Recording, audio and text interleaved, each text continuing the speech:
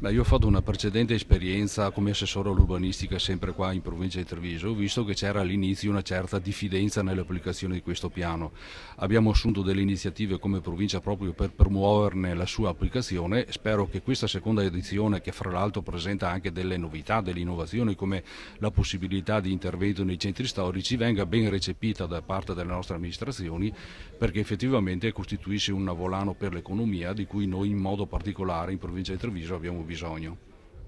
Alcuni sindaci hanno dimostrato in queste settimane alcune perplessità. Come risponde per tranquillizzarli? Ma io devo dire che la legge consente di fare degli interventi che sono più in linea con le nostre connotazioni, con le nostre caratteristiche venete, cioè quella di consentire alle nostre famiglie di rimanere aggregate e di rimanere unite, piuttosto che costringere i figli a spostarsi in altre località, in altre zone. Quindi credo che sia in linea con i principi, con il nostro modo di essere trevisani e veneti, insomma.